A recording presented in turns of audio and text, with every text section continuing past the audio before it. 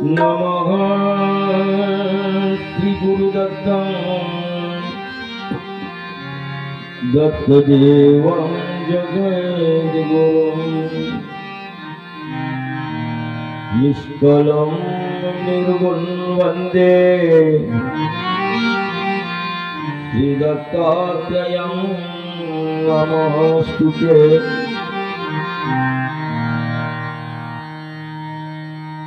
आदिवंदना त्रिनंदन सिद्धराज बलवा तारी जीवा दुस्तरी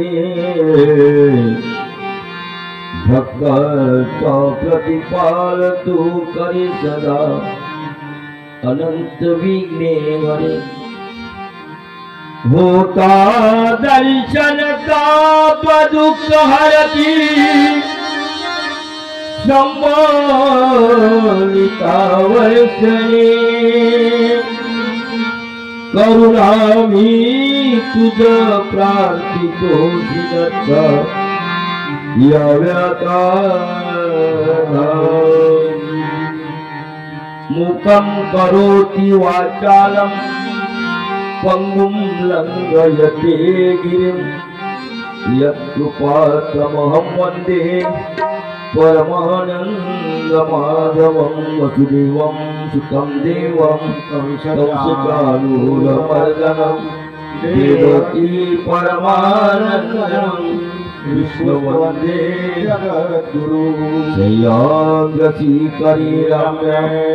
अनुसूय त्रिनन्दनं तं वन्दे परमानन्दं दत्तात्रेयं जगद्गुरुं। विज्ञान शक्ति अवतरणे बहुत दैत्य निर्दारिणे विश्वरूप प्रगटोने अर्जुन देवा बोधिले दयाल मन श्री कृष्ण चक्रवर्ती प्रभुराया।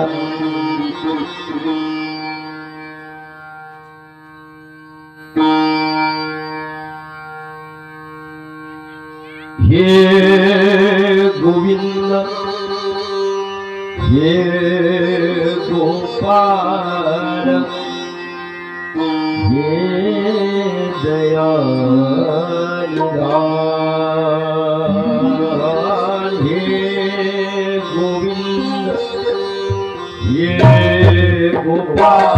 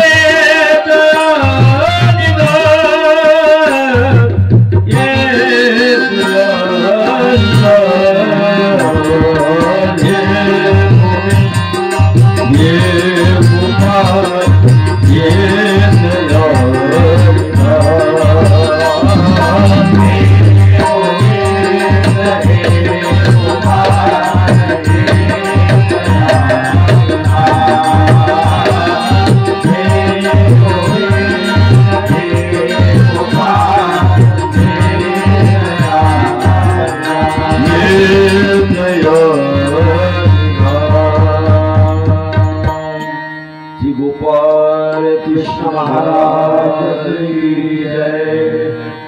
बंधुजनो, आज आपलं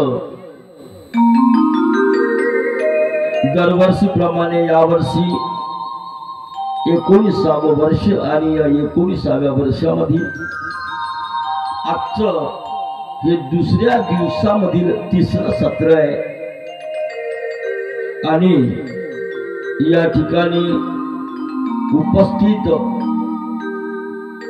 माझ्यापेक्षा ज्येष्ठ श्रेष्ठ ज्ञानरुद्ध तपोरुद्ध ज्ञान भक्ती वैराग्य रूपी असलेली या ठिकाणी बाबा मंडळी उपस्थित, त्या सर्वांना मी दंडवत करतोय। आणि आमचे परमपूज्य आदरणीय श्रद्धेय पूज्य श्री याच गावातील यळमकर बाबाजी, आदरणीय श्री मधुभाऊ डाकोरे, आदरणीय निखिल वैद्य, संपूर्ण वैद्य परिवार, त्याचप्रमाणे संपूर्ण या कार्यक्रमातील सद्भक्तगण ज्यांनी या सुंदर अशा प्रकारचं कार्यक्रमाचं आयोजन केलेलं आहे। या ठिकाणी चांगल्या प्रकारचं या ठिकाणी आपल्याला नाश्ता मिळाला, ज्याला उदक म्हणतोय। मानभावामध्ये उदक या शब्दाचा अर्थ नाश्ता होते, बरोबर आहे।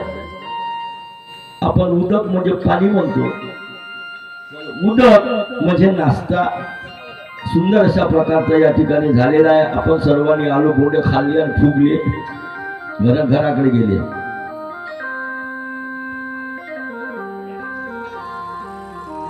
या ठिकाणी लोक क्रिया करतात आणि आपण त्यामध्ये सहभागी होतो, त्यांची क्रिया आपण स्वीकार करतो। परंतु अन्नदानामध्ये सुद्धा ज्ञानदानाचं महत्व असतं। मी समजू शकतो की तुम्हाला घरी कामं असतील, तरी परंतु तुम्हाला घरी कामच कोणती आहे?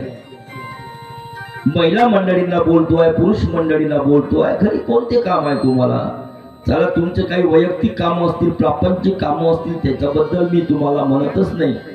परंतु या ज्ञानरूपी यज्ञामध्ये अन्नदान यज्ञ आहे आणि याच्यामध्ये तुम्हाला जेवण इथंच मिळतंय, ज्ञानदान इथंच मिळतंय। मग तुम्हाला काही अन्य सुद्धा गोष्टी असू शकतात की तुम्ही आपापल्या घरी थांबला, परंतु ज्या ठिकाणी भगवत गीता असतोय, ज्या ठिकाणी कीर्तन असतंय, ज्या ठिकाणी सप्ताह असते, त्या ठिकाणी चतुर्विध साधन असते। ज्या ठिकाणी चतुर्विध साधन असते त्या ठिकाणी कथा वार्ता असते आणि जिथं कथा वार्ता चालतोय त्या ठिकाणी परमेश्वराचं वास्तव्य असतं, असं स्वामी म्हणतात। एकीची या कथा वार्ता कीजे तेही एक स्मरण कितीगा, आणि जिथं स्मरण आहे तिथं परमेश्वराचं वास्तव्य आहे माझे मायबाप। म्हणून या ठिकाणी सुद्धा परमेश्वराचं वास्तव्य आहे। भक्त सखा तो परमेश्वर आपल्या सर्वांना आपण म्हणतोय, जेथे कीर्तन आहे, जेथे प्रवचनाची जागा, तेथे परमेश्वर उभा।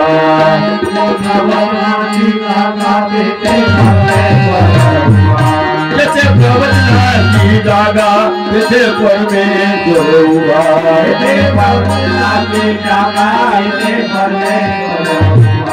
जेथे कथा वार्ता होत आहे, तेथे परमेश्वर उभा।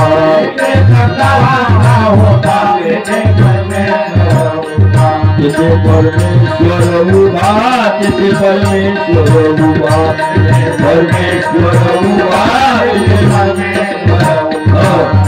आणि म्हणून या ठिकाणी परमेश्वराचं वास्तव असतं माझे मायबाप। सांगायचे तात्पर्य म्हणजे एवढं आहे की आपण कालच्या सत्रामध्ये दत्तात्रय प्रभू पर्यंत आलेलो होतो। पार्श्वभूमी असते आणि सर्वज्ञ श्री चक्रधर स्वामींनी आपल्याला सांगितलेल्या काही घटना आहे, तत्वज्ञान आहे। महानुभाव पंत हा चक्रधर स्वामींनी सांगितलेल्या तत्वज्ञानानुसार चालते। त्रेतायुगामध्ये कृतयुगामध्ये श्री दत्तात्रय प्रभू अवताराला आणि मग त्रेती मातापुरी विजय केले. मातापूरला आले. त्या ठिकाणी देवल्य ऋषीचं जे तप होतं, देवल्य ऋषी ज्या ठिकाणी पूजा करत होते त्याला देवदेवेश्वरी म्हणतात. त्या ठिकाणी त्याचं तप एवढं वाढलं तर रोज गंगेवरून मूठभर वाळू आणायची आणि गंगेवर वाळू आणलेली त्या ठिकाणी त्या लिंगाची पूजा करायची. लिंग वाढत वाढत सरत आकाशाला भिडलं आणि आकाशाला भिडतो की काय आता स्वर्गपोत खाली येणार. आणि म्हणून मग त्या ठिकाणी सर्व देवांनी मिळून श्री दत्तात्रय प्रभू महाराजांची प्रार्थना केली आणि दत्तात्रय प्रभू महाराजांची प्रार्थना केली. दत्तात्रय प्रभू महाराज आले. तुम्हा सर्वांना माहित आहे त्या दैवल्य ऋषींनी ज्या लिंगाची पूजा केली ते लिंग आकाशापर्यंत भिडणार आणि त्याची 10 ते 12 कोशाच्या अंतरापर्यंत फडकत होती. बघा त्या दैवल्य ऋषीच्या पूजनामध्ये त्याच्या तपश्चर्यामध्ये एवढं सामर्थ्य होतं. आता तिथे का गेले देवल्य ऋषी हे म्हटलं तर मग आपल्याला आणखी पुन्हा टाइम लागेल. आपल्याला तेवढा टाइम नाही आहे तिकडे जाण्याला. तिथेच का गेले. आता देवल्य ऋषीच्या तपासाठी गेले परंतु त्यांचीच नेमणूक काय झाली तिथेच ते का गेले होते देवल्य ऋषी ही कथा थोडी वेगळी आहे. आणि म्हणून सांगायचं म्हणजे कसं त्या ठिकाणी श्री दत्तात्रय प्रभू महाराज गेले. त्या लिंगाची दाहकता एवढी होती की 12 कोसाच्या अंतर एवढूस चिंगी चिरकुट मुंगी सुद्धा माकोळा सुद्धा त्या स्थानापर्यंत जात नव्हतं. एवढं पावर त्या लिंगामध्ये होतं आणि हे त्या देवल्य ऋषीला माहित होतं. आणि देवल्य ऋषी स्नानावून आले, वाळू आणली आणि लिंगाची पूजा करायला लागले. तेव्हा पाहतो आहे तर त्याच्या आसनावर श्री दत्तात्रय प्रभू महाराज बसले. काय म्हणलं मला दत्तात्रय प्रभू महाराज बसलेले. देवल्य ऋषीला वाटलं अरे या लिंगाची एवढी दाहकता आहे आतमध्ये कोणी येऊ शकत नाही, शिरू शकत नाही, मुंगी सुद्धा येऊ शकत नाही आणि औठ हाताचा व्यक्ती या आसनावर बसलेला ही काय यामध्ये काय गोपनीय स्थिती आहे. देव लोक जेव्हा त्या ठिकाणी गेले सोबत दत्तात्रय प्रभूच्या तेव्हा देव लोक सुद्धा आतमध्ये आलेले नाही. फक्त आणि फक्त त्याचे दत्तात्रय प्रभू महाराज आले. दत्तात्रय प्रभू महाराजांच्या समोर त्यांनी त्या लिंगाची पूजा केली आणि बसल्या बसल्या श्री दत्तात्रय प्रभू महाराजांना त्यांनी दाखवून दिला की माझ्यामध्ये किती पावर आहे, मी किती मोठा आहे. बसल्या बसल्याच त्या देवल्य ऋषींनी त्या लिंगावरती हात टाकला. मूठभर वाळू सोडलेली आहे. मूठभर वाळू सोडली आणि पूजा केली. आणि मग नंतर त्यांच्या मनामधला हेत, त्यांच्या मनामधला अभिमान, सर्वज्ञ ते सर्वज्ञ आणि समर्थ आहे त्याने जाणला. आणि मग त्याचा गर्वहरण करावा म्हणून दत्तात्रय प्रभू महाराजांनी सुद्धा त्याच्याप्रमाणे बसल्या बसल्या हात वर केला आणि ते लिंग पूर्णपणे आपल्या करंगाडीनं खाली दाबत दाबत आणलं. आता ते लिंग जमिनीमध्ये जाणार हे त्या देवल्य ऋषीला कळलं. तेव्हा देवल्य ऋषी श्री दत्तात्रय प्रभू बाबांना शरण गेले, नतमस्तक झाले. देवा आता तुम्ही हे लिंग पुन्हा आतमध्ये पाताळात नका टाकू, आता हे असं तिथपर्यंत राहू द्या. विनंती केली दत्तात्रय प्रभू महाराजाला. दत्तात्रय प्रभू बाबांनी ते लिंग त्या ठिकाणी थांबलं. तुम्ही आजही माहूरला जाता तेव्हा देवदेवीश्वरीवर निद्रास्थान जे दत्तात्रय प्रभूचं आणि चक्रपाणी महाराजाचं आहे त्याच्या बाजूलाच लिंग आहे, तुम्हाला सर्वांना माहित आहे. आणि म्हणून देवा एवढी तरी माझी आठवण या जगामध्ये राहू द्या. भगवंत कैवारू आहे माझे मायबाप. तुम्ही कितीही गुन्हे केले, तुम्ही काही जरी केलं तरी देवाला कळतं. देव म्हणते जीव हा अज्ञान आहे, जीव हा अज्ञानाचा ह्या पुतळा आहे, चुका होतात त्याला क्षमा केली. दत्तात्रय प्रभू महाराज प्रसन्न झाले आणि म्हणतात आता आम्ही निघतोय, जातोय. तेव्हा देवल्य ऋषी म्हणतायत देवा इथपर्यंत माझी विनंती तुम्ही स्वीकार केली, तुम्ही इथपर्यंत आणून ते लिंग थांबवलं, परंतु माझी एक विनंती आहे देवा तुमच्या श्रीचरणी, माझी विनंती आहे देवा की तुम्ही जोपर्यंत सृष्टी आहे, दत्तात्रय प्रभू महाराज चहुयुगीचे अवतार आहे, चारही युगामध्ये त्याचं विद्यमान आहे. आणि म्हणतात देवा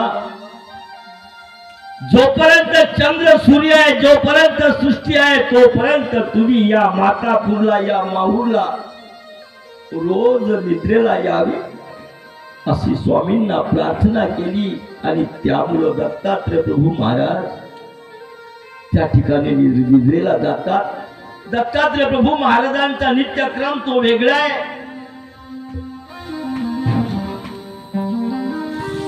कोल्हापूरची भिक्षा करतात, मातापूरला जेवण करतात, माहूरला निद्रा करतात आणि त्याचप्रमाणे बद्रिकाश्रमामध्ये जाऊन तिथं ज्ञानदान करतात. तुम्हा सर्वांना माहित आहे या गोष्टी.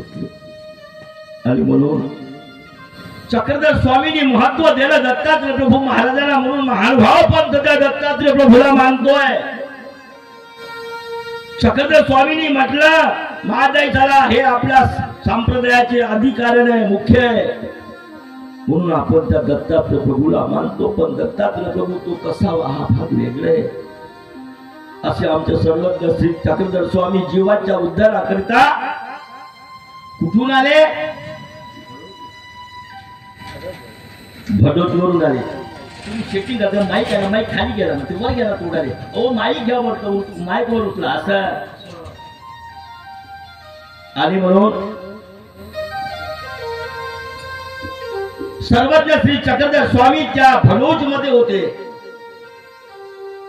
त्याचा जन्म झाला भडोज मध्ये? झाला नाही झाला. चक्रधर स्वामीचा जन्म भडोज मध्ये नाही झाला. हरिपाळाचा जन्म झाला. शुद्ध धन राजाच्या घरी प्रधान पुत्र होता, पण तो एक प्रकारचा राजा होता. आणि चक्रधर स्वामी कोण होते ज्याला माहित नाही त्याच्यासाठी सांगतोय. चक्रधर स्वामी एका राजाचा मुलगा, विशाल देव प्रधान पुत्र, पण तो राजाच होता. त्या राजाचा मुलगा हरिपाळ देव व्याधी आली आणि त्यांचं देहावसान झालं. तुम्हा सर्वाला माहित आहे. आणि मग त्या ठिकाणी सर्व शोकांतिका पसरलेली आहे हरिपाळाच्या घरी. आणि हरिपाळाचं प्रेत त्या स्मशानामध्ये नेलेलं आहे, चितेवर देह ठेवलेला आहे. आणि आता प्रधान पुत्राला वाटलं शेवटचं आपल्या बाळाचं मुख बघावं. आणि म्हणून शेवट आपल्या बाळाचं मुख बघावं म्हणून विशाल देव त्या ठिकाणी गेले. त्या ठिकाणी गेल्यानंतर विशाल देवानी आपल्या मुलाच्या अंगावरचा तोंडावरचा पदर बाजूला सारला. पदर बाजूला सारला. काय आश्चर्य घडलं? असं आश्चर्य घडलं की ते प्रेताचे डोळे उघडायला लागले, बिनमनते लागले, पाहायला लागले. हरिपाळ देव का घडलं? कारण त्याची कथा मानव पंथ सर्व मानतो की कामाख्या निमित्ते पूर त्यागला द्वारावतीला. 7 दिवस अहोरात्र कामाख्या नावाची ती विरांगना वेश्या त्या दरवाजामध्ये थांबली दत्तात्रय प्रभूची रती घेण्याच्या दृष्टीने. दत्तात्रय प्रभू महाराज म्हणजे ब्रह्मचारी व्यक्ती आहे. आणि त्या ठिकाणी द्वारावती कार सुद्धा त्या ठिकाणी सांगितलं, त्या तुला दत्तात्रय प्रभूची शपथ म्हणून सांगितलं. आणि दत्तात्रय प्रभूची शपथ दिल्याबरोबर ती कामाख्या नावाची विरांगना त्या ठिकाणी त्या दरवाजात थांबली आहे. कामाख्या नावाच्या त्या विरांगणाला वाटलं आज तुम्ही आतमध्ये गेला पण बाहेर तर तुम्ही यालच ना, तुम्ही बाहेर याल ना. आणि म्हणून टक लावून एक आपला पाय त्या दाराला लावलेला आहे आणि त्या उंबरठ्यावर ती कामाख्या नावाची विरांगना वेश्या त्या ठिकाणी थांबलेली आहे रती घेण्याच्या दृष्टीने. द्वारावतीकाराने या हठयोगिनीमुळे आपला देह सोडलेला आहे आणि इकडे देह सोडल्यानंतर इकडे हरिपाळाचा जो देह होता त्या चितेवर ठेवलेला तो देह त्या ठिकाणी त्या देहामध्ये काय झालं, प्रवेश केला. उघड रे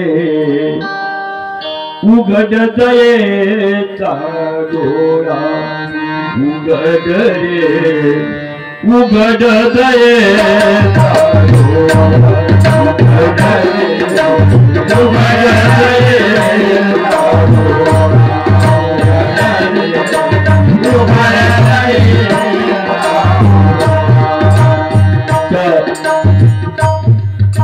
त्या हरिपाळा जेव्हा मृत झाल्यानंतर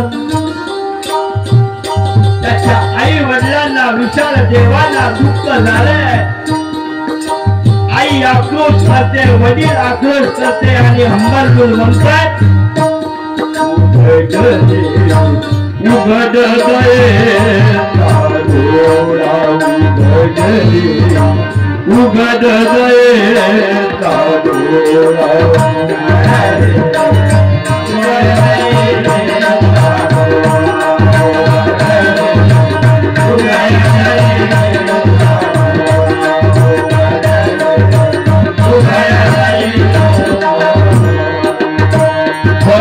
सख्या हरिपाळा भक्त सख्या हरिपाळा उघड रे उघड दयेचा डोळा, उघड रे उघड दयेचा डोळा, उघड रे उघड दयेचा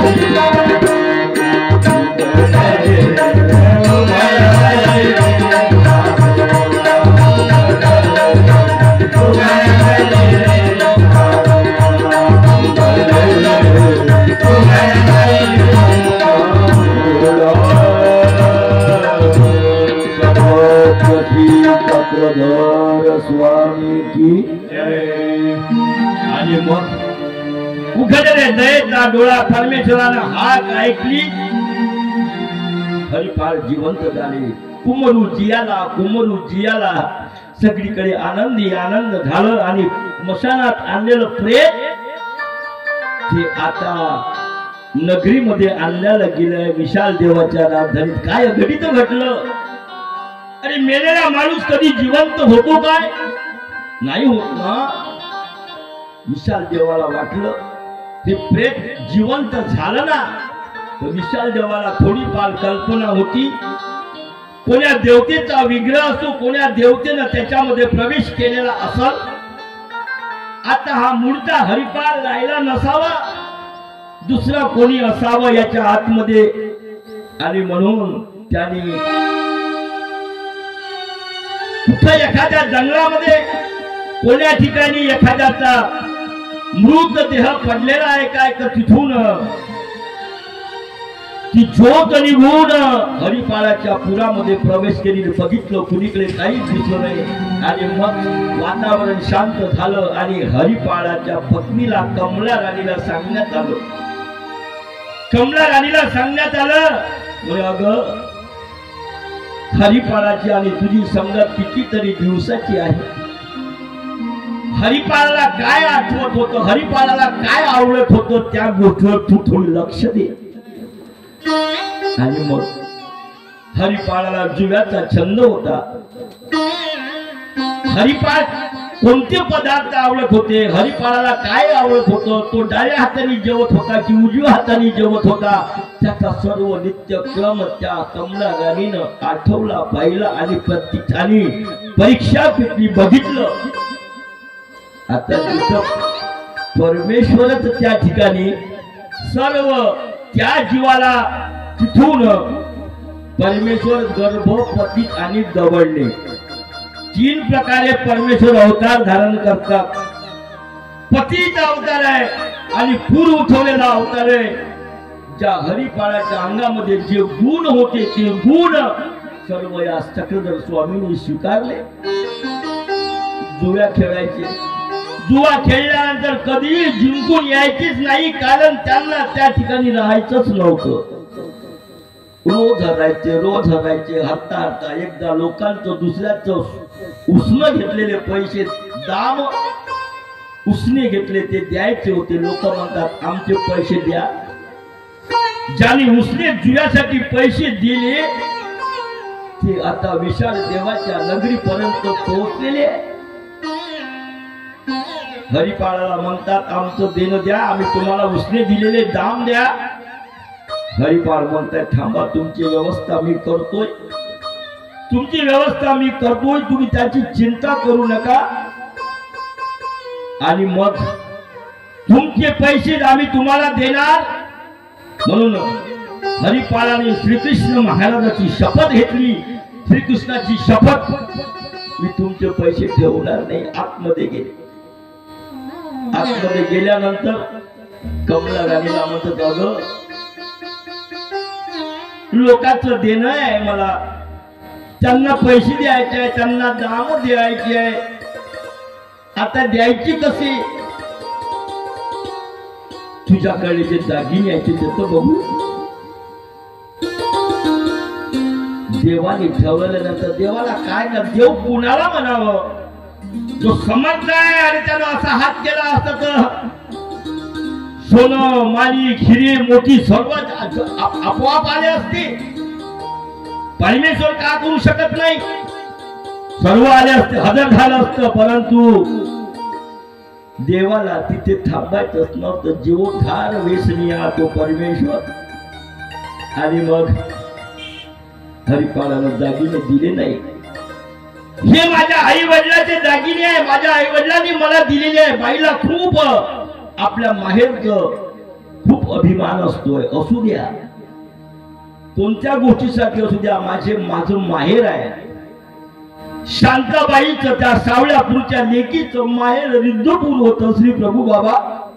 असू द्या ना, त्याचा गर्व तुम्हाला असू द्या. पण कोणत्या वेळी जिथं आपले पती मागतायत ना, आपले पती मागित आहे ना, दागिने द्यायला हरकत नाही. तिथं म्हणते माझ्या माहेरची ती दागिने आहे, मी तुम्हाला कशाला देऊ? आणि नेमकी याच क्षणाची वाट हरिपाळ देव बघत होते. हाच क्षण हेरला हरिपाळ देवानी आणि ठरवलं बस आता मला इथं राहायचं नाहीये. मला इथून जीवाचा उद्धाराकरता ज्या ठिकाणी जीवाचा उद्धार होतोय त्या जागेमध्ये मला जायचं आहे, कारण जीवाचा उद्धार मला करायचा आहे. आणि म्हणून त्या जीवाचा उद्धार व्हावा म्हणून त्याच दिवशी हरिपाळ देवानी ठरवलं आता अन्न सुद्धा जेवण करायचं नाहीये, थोडंफार अन्न घ्यायचे. कमी कमी कमी कमी जेवण केलं. पलंगावर जाऊन पहुडायचे आणि ठरवलं.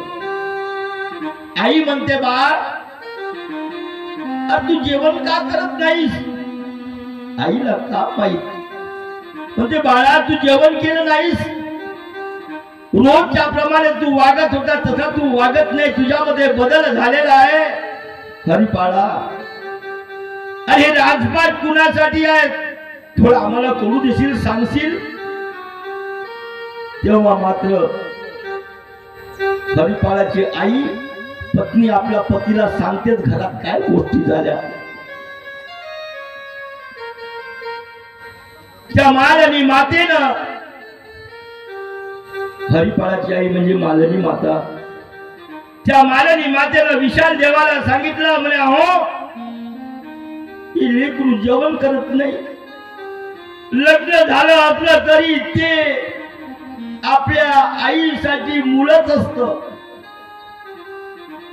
कितीही मोठा झाला तर तो आई आपल्या आईचा मुलगाच असतो. माझे मायबाप तो वकील हो, डॉक्टर हो, कलेक्टर हो, तरी तो तिचं बाळच आहे.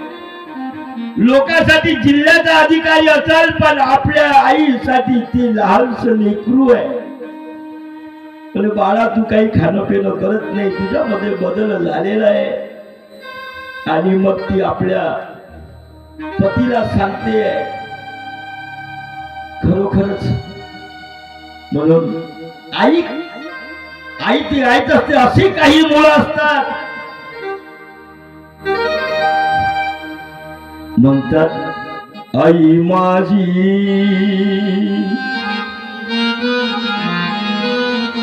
हो आई माझी मायेचा सागर दिला तिने जीवना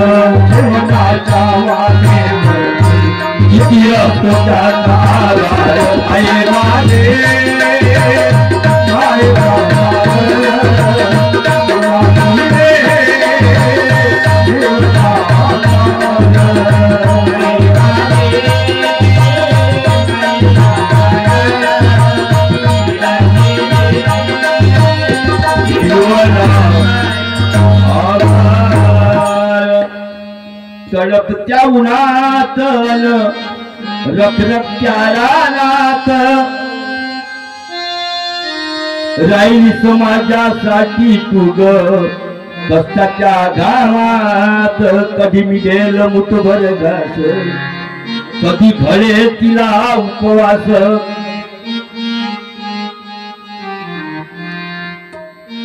कधी घडे तिला उपवास. ओल्या मातीतून चालताना तुडविले काट्याचे फास. आपल्या या जीवासाठी मुलासाठी अहोरात्र कष्ट करते, पण मुलाने आईला आपल्या आईवडिलांना सांभाळलं पाहिजे शेवटपर्यंत. आणि म्हणून त्याच्यावर संस्कार घाला. माझे मायबाप त्याला सत्यात आणून बसवा. आणि म्हणून ती मालनी माता आपल्या लेकरासाठी हरिपाळासाठी ती मालनी माता दुःखित झालेली आहे. आणि म्हणतात बाळ तुझ्या अंतकरणातलं सांग पाहू. तेव्हा उदास होऊन हरिपाळ म्हणतात मी आता रामटेकला जाणार. राम यात्रेच्या निमित्तानं ते निघाले. त्यावेळी परकीय राष्ट्राचं आक्रमण होत होतं. आणि म्हणून विशाल देव म्हणतात बाबा परकीय राष्ट्रात परकीयांचं आक्रमण होते तेव्हा याला कसं पाठवावं. आणि म्हणून सांगितलं ठीक आहे तुला पुढे लाव लष्कर सैन्य घेऊन आम्ही पाठवू. विशाल देव म्हणतात अरे हे एवढं राजपाट कुणासाठी आहे. अरे तुझ्यासाठी आहे, त्याची तू चिंता करू नकोस. आणि शेवटी त्या हरिपाळाच्या सोबत त्यांनी सैन्य दिलेलं आहे. लाव लष्कर सैन्य हत्ती गाडे फौज सर्व दिलेले आहे. आणि ते घेऊन निघालेले आहे. का निघाले, काय कमी होतं त्याच्या इथे.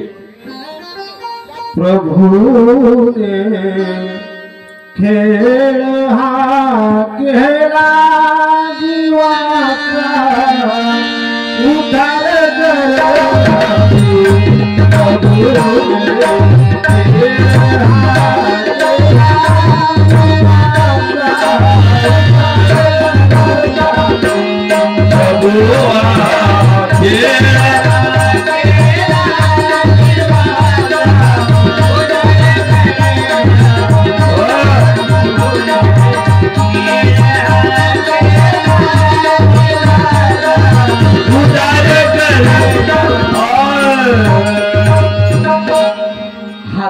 कशासाठी केला? जीवाच्या उद्धारासाठी सर्व सुरू झालेलं आहे माझं.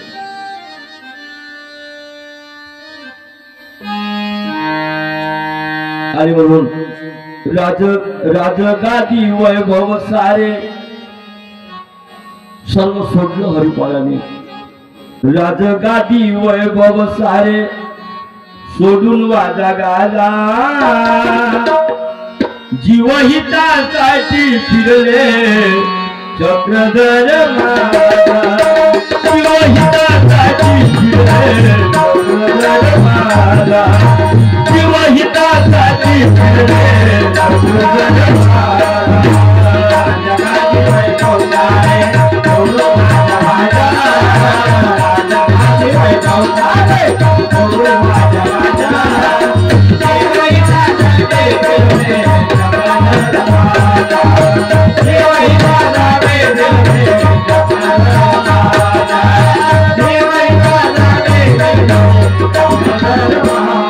आणि म्हणून उदास वृत्ती स्वीकारली. त्यांना या कर्मभूमीमध्ये या महाराष्ट्रात यायचं होतं. जीवहितासाठी फिरले चक्रधर माझा. आणि मग त्यांनी काय केलं? गुजरात सोडून प्रांत, गुजरात सोडून प्रांत, निघून महाराष्ट्रात, निघून महाराष्ट्रात. गुजरात सोडून प्रांत आणि निघून महाराष्ट्रात, गुजरात सोडून प्रांत निघून महाराष्ट्रात. दुःखिताच्या दूत हराया गेले घरोघरी दाराचा.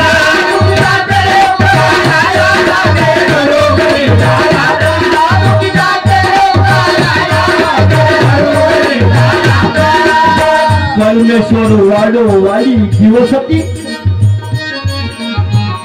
आणि मग अशा वेळी प्रत्येकाच्या घरी स्वामी गेले. तिथं तिथं त्याचे भक्त आहेत.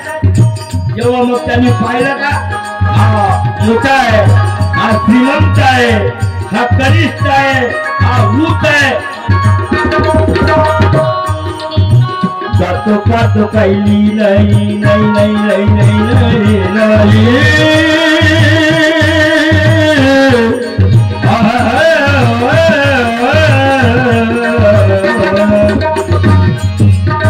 जातो पाहतो पाहिली नाही नव्हता भाव तुझा. जातो पाहतो पाहिली नाही नव्हता भाव तुझा. जीवहितासाठी फिरले चक्रधर माझा. जीवहितासाठी फिरले चक्रधर माझा. जीवहितासाठी फिरले चक्रधर माझा. राजगादी वैभव सारे सोडून वाजा गाला, राजगादी वैभव सारे सोडून वाजा गाला. जीवहितासाठी फिरले चक्रधर माझा.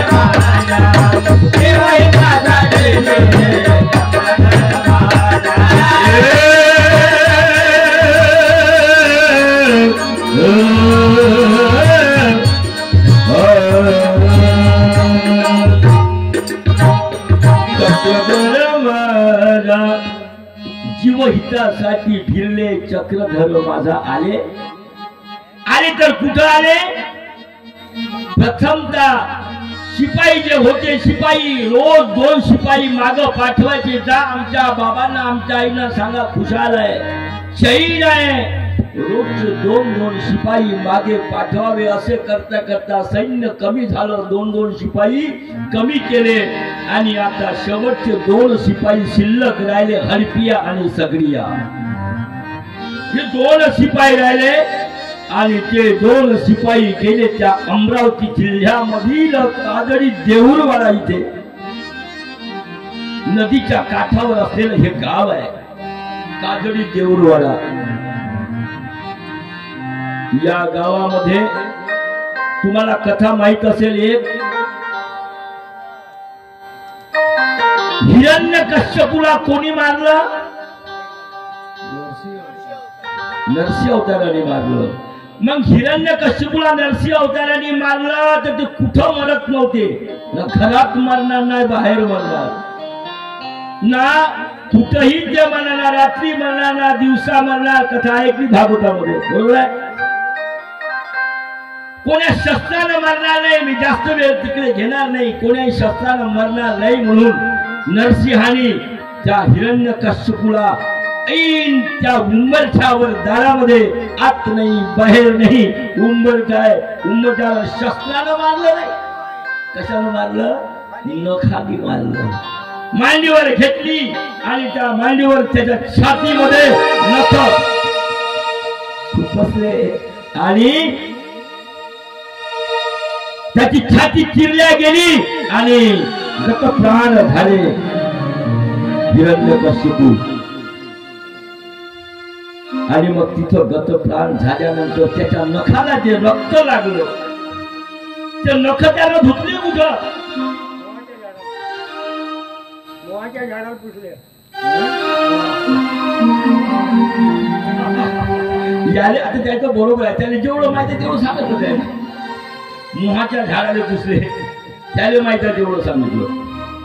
त्याला जे नख आहे, आपण कथा सर्व ऐकतो, पण जे नख आले, जे रक्त लागलं, ते रक्त त्यांनी ज्या ठिकाणी मेघापूर्ण आणि सरस्वती तिन्ही नदीचा उगम झालेला आहे, त्या काजळी देऊळवाड्याला पाण्यामधून तुम्ही जाता, काजळी मेघापूर्ण सरस्वती तिन्ही नदीचा उगम आहे आणि त्या ठिकाणी त्या तिन्हीचा उगम आहे, त्या ठिकाणी त्यांनी आपले हात धुतले. नरसिंहाचं मंदिर आहे तिथं श्री प्रभू बाबांनी संबंध दिला. त्या ठिकाणी महानुभाव पंथाचे लोक सुद्धा जातात. आणि अशा ठिकाणी दुसरं एक मत आहे, इंद्रजित बाबाजी कारंजकर जिथं त्या काजळी देऊळवाड्याला होते, त्यांच्याशी बसलो मी. त्यांनी सांगितलं, म्हणलं बाबा, त्यांनी सांगितलं आणि शास्त्र दाखवलं, त्याच्यामध्ये लिहिलेलं आहे एकी वासना.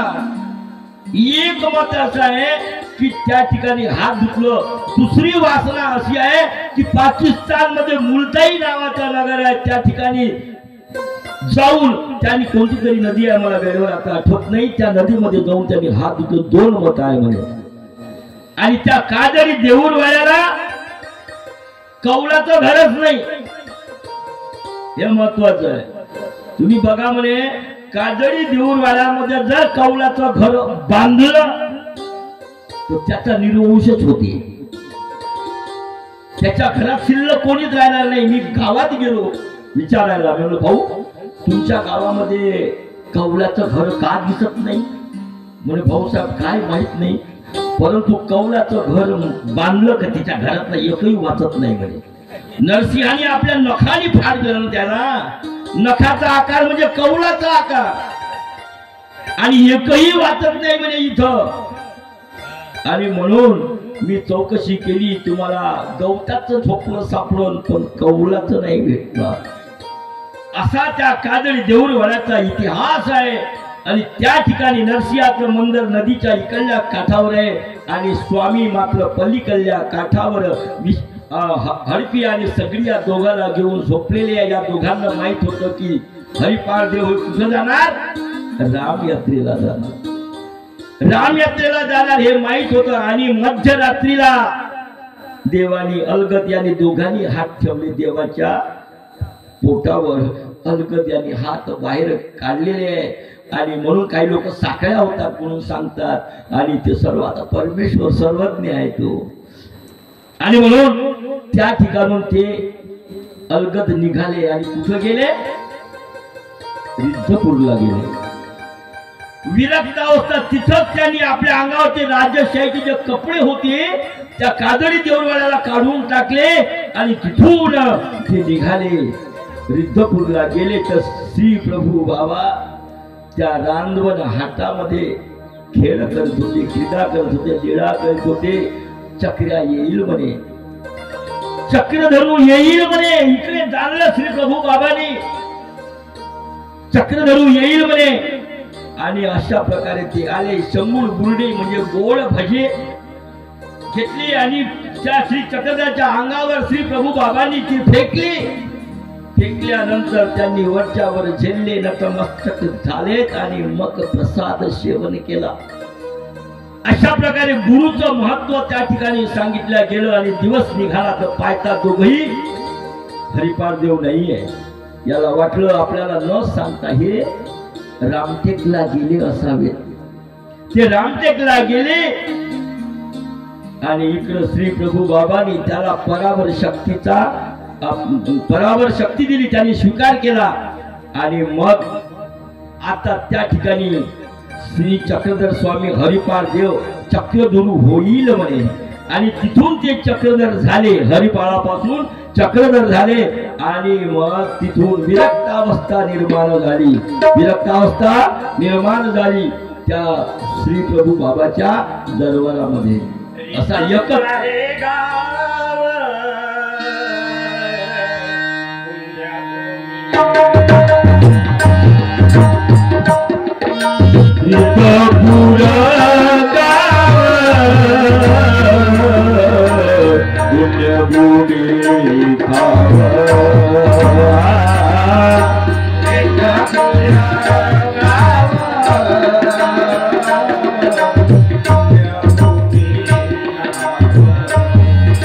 गोपाल कृष्ण भगवान की जय.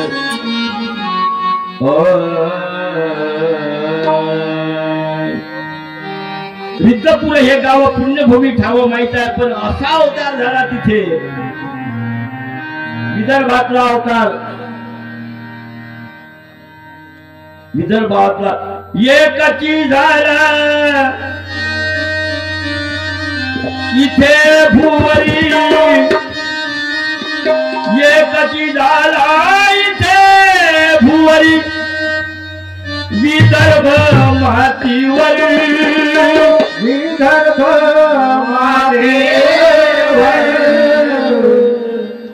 मातीवर माझ्या देवाचं नाव गाजत सान थोराच्या ओठावर.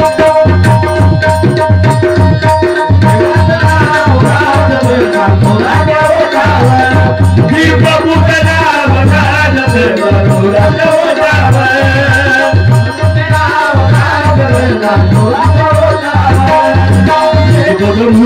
निर्गुण ब्रह्म रिद्धपुराची गरे,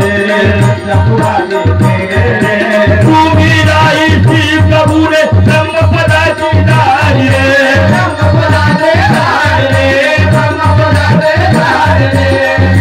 आणि मग मेरी जाय ब्रह्मपदा, तुम्ही राही श्री प्रभूने ब्रह्मपदाची गाडी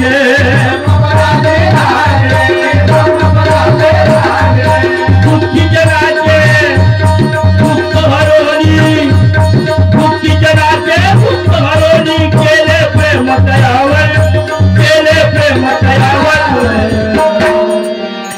माझ्या देवाचं नाव गाजवे गुराच्या ओठावर.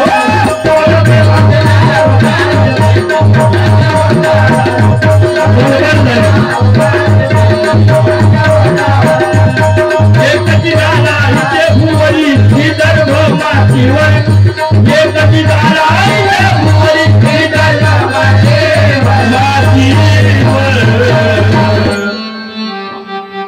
माझ्या देवाचं नाव गाजत तंबुराच्या ओठावर, श्री प्रभूचं नाव गाजत तंबुराच्या ओठावर.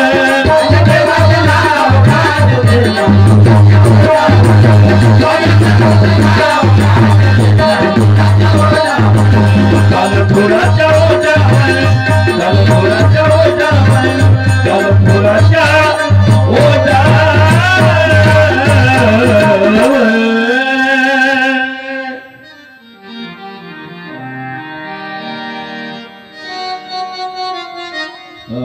बरोबर.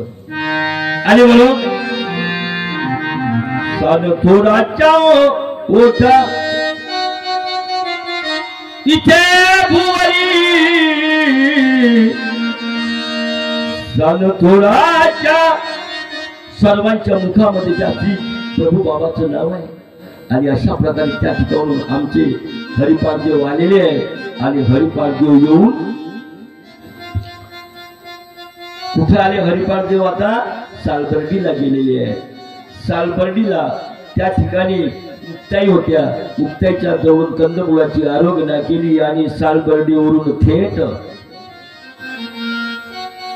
सालबर्डीमध्ये ससाचं सुद्धा रक्षण केलं. अनेक प्रकारच्या लीळा केल्या. आपण तिकडं निघू नये, आपलं गीता तशीच शिल्लक राहील. आणि मग भळोच सोडून रिद्धपुराहून, अरे भळोच सोडून रिद्धपुराहून देव घरी आले. भळोच सोडून रिद्धपुराहून देव घरी आले. अरे देव घरी आले आज पालखीत बसविले.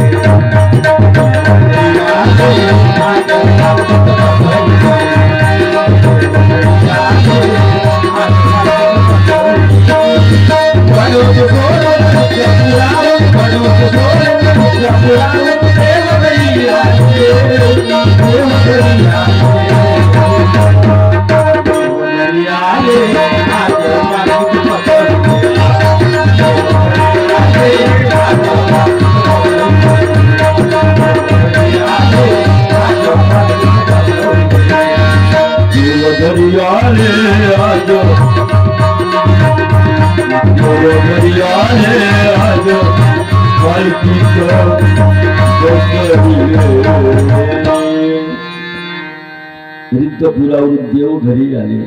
कोणाच्या? कुठे गेले? उधडी नाथाकडे गेले. 2 वर्ष 2 महिने 22 दिवस भदोस मध्ये देव राहिले आणि तिथून निघाले. सालबर्डीला 12 वर्ष राहिले. सालबर्डीला 12 वर्षानंतर मग ते गेले काटोलला गेले. 5 दिवस लागले आणि काटोलला 5 दिवस लागले. 2 महिने 2 वर्ष 3 महिने 17 दिवस लागले त्या काटोलला. आणि मग उधडी नाथाची जी अपूर्ण विद्या होती ती अपूर्ण विद्या ती पूर्ण करण्यात आली. अपूर्ण विद्या ती पूर्ण केली आणि सर्वज्ञ श्री चक्रधर स्वामीच्या अंगाला त्या सालबर्डीच्या डोंगराळ भागामध्ये त्यांच्या पायाला काटे रुपली. अंगाला काटे ओरबडल्या गेले. असूद बिंब पुसियले. त्या उधडी नाथाने असूद रक्त होत ते पुसल्या गेलं. काटे काढले आणि मग तिथून ते समोर निघाले. आपल्याला इथपर्यंतच यायचं आहे. कारण सांगायचं तात्पर्य म्हणजे सर्वज्ञ श्री चक्रधर स्वामी जीवाच्या उद्धाराकरिता गावोगावी फिरले माझे मायबापू. आणि सर्वज्ञ श्री चक्रधर स्वामी निघून गेल्यानंतर मग त्यांचे भक्त होते आचार्य. आणि आचार्याला विरह भरलेला आहे. आणि विरहावस्थेमध्ये आचार्य भक्ताचं नातं कसं असते? भक्त अर्धा कोण त्याच्यात जुळलेला आहे. चिखल पाण्याचं नातं आहे. भक्त कुणाला म्हणावं? जे चिखल पाण्याचं नातं आहे. भक्ता देवाविना राहूच शकत नाही. भक्त जाना जे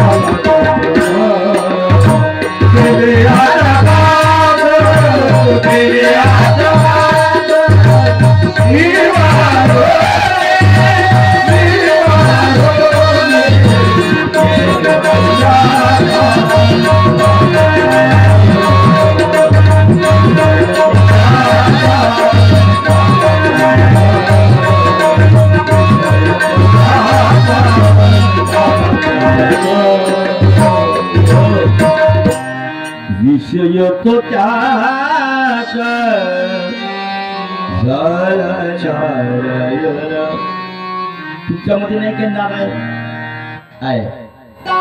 पाचही अवतार जेव्हा सृष्टीच्या सुरुवातीला आले ते नर, नारायण, प्रवर आणि प्रशांत आहे. नर, ऋषी, नारायण, प्रवर आणि प्रशांत 5 अवतार आहेत. आले सृष्टीच्या पूर्वीलाच. कसं आहे, भगवंत म्हटलंय आणि नारायण शब्दाचा अर्थ सुद्धा त्या आपल्या लीला चरित्रामध्ये भेटल तुम्हाला असो. आणि म्हणून विषय झाला तो परमेश्वराचा, देवाशिवाय भक्त राहूच शकत नाही. आणि म्हणून त्या भानखेडच्या जंगलामध्ये आचार्य त्या ठिकाणी बेशुद्ध अवस्थेमध्ये पडलेला आहे. क्षणोक्षणी हाची कराव विचार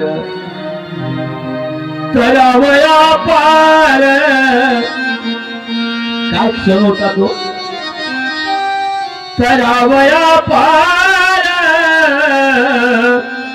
भव सिंधू क्षणोक्षणी हाची. आणि म्हणून हा विचार होता त्या ठिकाणी त्या भानखेडच्या जंगलामध्ये पडलेला आहे. तो क्षण काय महत्वाचा होता. त्या ठिकाणी जर महदंबा महादाईचा जर रिद्धपूरला गेली नसती काय झालं असतं. तो समर्थ आहे, परमेश्वर देवच जाणो. गेली नसती तर काय झालं असतं. जेव्हा महादंबाच्या श्री प्रभू बाबांकडे गेली आणि विचारलं, महदंबा ती रुद्रपुराशी आली दुलारीत भट्टाशी. नागदेव तो कोठे गेला विचारिले तिने श्री प्रभूशी. सांगितली खून प्रभूने तिला मेरी जाय म्हणे भानखेडी आला. निघाली रुपाई अति शीघ्रतेने गोरखासी आधी विचारून तिने अति प्रयत्ने आचार्याशी शोधून यावं काजले. चक्रधर स्वामी ते सोडून गेले. नागदेव आचार्याचा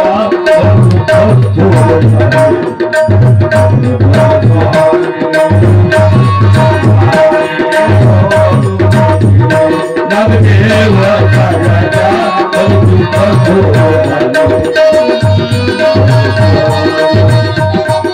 आणि अशा प्रकारे आचार्याच्या मनामध्ये विरह झाला. 114 दृष्टांतापैकी विरहणीचा 3रा दृष्टांत बघा. आणि 3रा दृष्टांत जर विरहणीचा तुम्ही बघितला तर तुम्हाला संबंध भक्ताचं आणि परमेश्वराचं काय झालंय. शिंदे राणेचा जर दृष्टांत बघितला, शिंदे राणे कोणाला मानते. आणि की महदंबा त्याला उठवते, प्रयत्न करते आहे. आणि अजून उत्कंठे अनुराग अनाथे भ्रमण करीत अकल होऊन जाऊन कडले बाल काल काल शिवा आवरेना लोचना करे असू आवरेना. नागदेव झाला देव विनवेना दिल होत आले पहा त्याचा जगाला.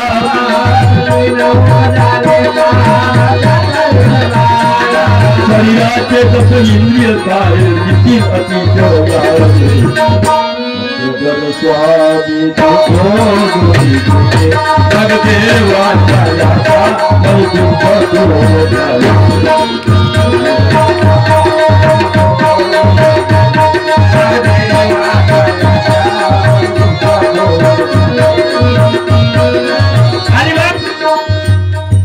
काय क्षण होता तो क्षणोक्षणी हाती करावा विचार करावा या पार भवसिंधू तुकोबाराय म्हणतात विचार करा कोणता विचार होता